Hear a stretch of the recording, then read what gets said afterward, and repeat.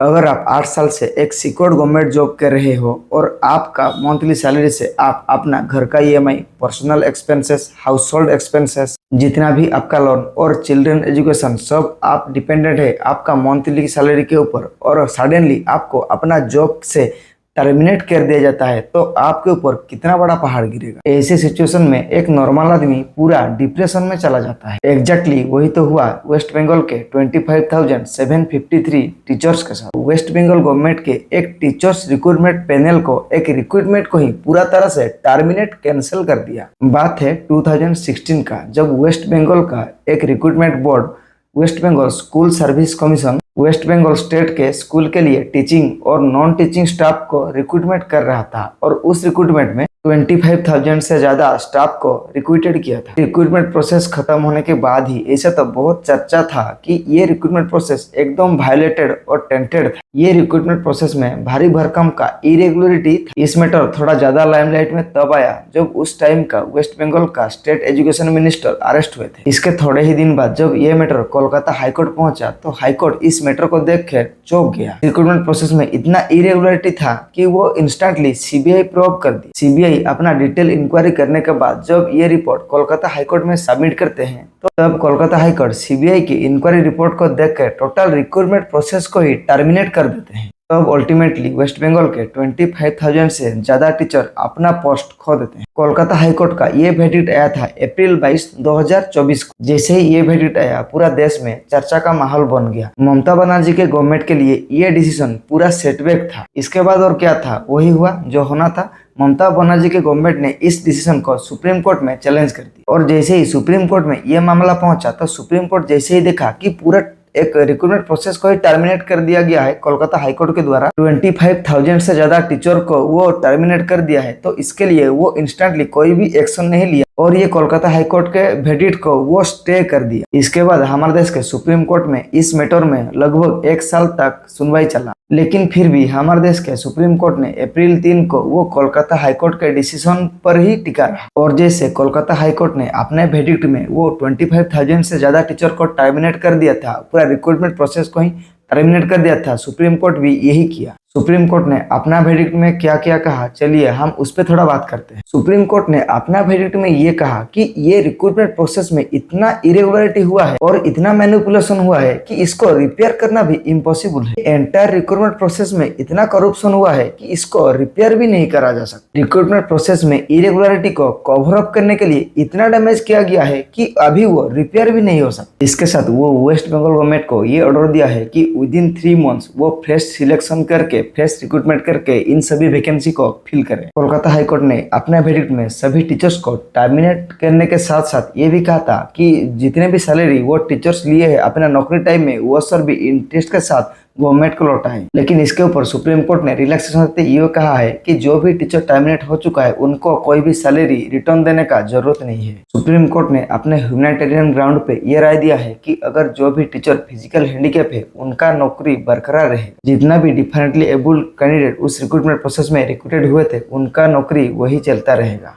Supreme court ने अपना वेडिक्ट में ये भी कहा है जो भी कैंडिडेट अगर इस टीचर जॉब से टर्मिनेट हो चुका है, अगर वो इससे पहले किसी और गवर्नमेंट डिपार्टमेंट में नौकरी कर रहा था तो फिर से वो रिज्वाइन कर सकता है। चलिए अभी बात करते हैं आखिर ये सब क्यों हुआ, आखिर यहाँ गलती किसका है। क्या सुप्रीम कोर्ट को ऐसा राय देना चाहिए था या ये राय दे के सुप्रीम कोर्ट से भी गलती हुआ। ये बात पूरा क्लियर है कि सुप्रीम कोर्ट से कुछ भी गलती नहीं हुआ। ये राय सुप्रीम कोर्ट दे के कोई गलती नहीं किया। आप एक बात दिमाग में घुसा लो, सुप्रीम कोर्ट एक न्यायपालिका है, वो सिर्फ वेडिक्ट सुनाता है। यहाँ पूरा ब्लेम और पूरा गलती है वेस्ट बंगाल गवर्नमेंट का। वेस्ट बंगाल गवर्नमेंट से ये करप्शन, ये गलती जानबूझ के ही हुआ है, पूरा प्रॉपर वे में ये करप्शन हुआ है। वेस्ट बंगाल गवर्नमेंट ये एग्जाम होने के बाद OMR शीट, जो आंसर शीट, उसको पूरा तरह से जला दिया था कवर अप करने के लिए।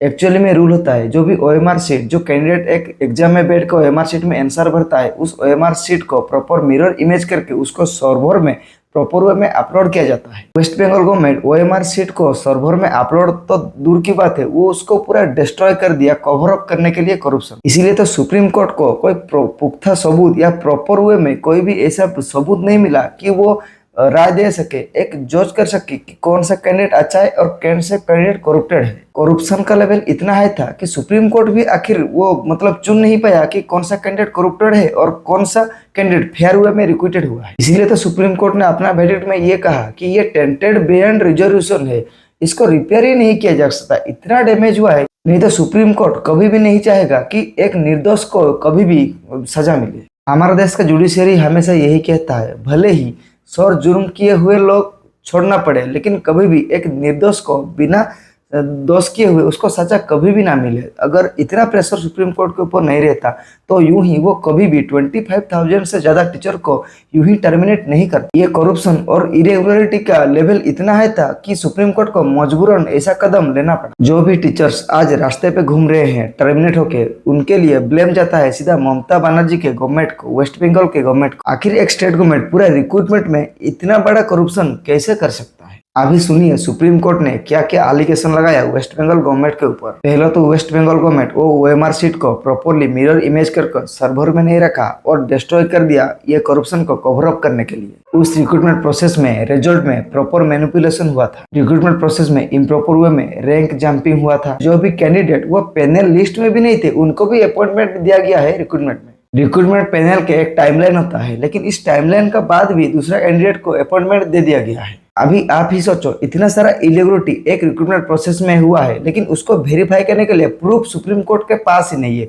वेस्ट बंगाल गवर्नमेंट सारे प्रूफ को पूरा मिटा दिया है कवर अप करने के लिए। तो सुप्रीम कोर्ट कैसे डिसीजन करे? कोर्ट को कैसा पता चलेगा कि कौन सा कैंडिडेट अच्छा है और कौन सा कैंडिडेट करप्टेड है? तो इसीलिए उसको मजबूरन पूरा पैनल और रिक्रूटमेंट को ही कैंसिल करना पड़ा। कभी भी वेस्ट बंगाल के गवर्नमेंट को बचाने के आड़ में सुप्रीम कोर्ट के ऊपर ब्लेम मत डालिए। और ये तो पूरा क्लियर है कि हमारे देश में सुप्रीम कोर्ट को अगर ऐसे किसी भी केस मिलेगा, चाहे वो वेस्ट बंगाल गवर्नमेंट से हो या किसी और गवर्नमेंट से हो, चाहे वो 25,000 कैंडिडेट हो या 25 लाख कैंडिडेट हो या 2500 कैंडिडेट हो, सुप्रीम कोर्ट को अपना राय, वो जुडिशियरी है, वो कभी भी इलीगल राय नहीं देगा। वो अपना राय सबके लिए सेम ही रखेगा। सुप्रीम कोर्ट अपना राय दे दिया, वेस्ट बंगाल गवर्नमेंट को क्या ही फर्क पड़ेगा? जो एक नॉर्मल आदमी जो नौकरी कर रहा था, वो बिल्कुल 10 साल 9 साल से यही नौकरी कर रहा था, वो सब चीज इस नौकरी को भरोसा कर चुका था।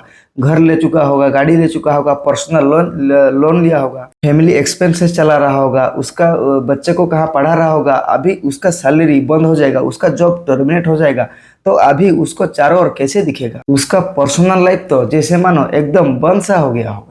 मैंने बहुत सारे ऐसे टर्मिनेटेड टीचर का इंटरव्यू देखा था न्यूज में। वो सुप्रीम कोर्ट को ब्लेम दे रहे हैं। वो कह रहे हैं कि हम सुप्रीम कोर्ट हमारे साथ कैसे ऐसे नाइंसाफी कर सकता है?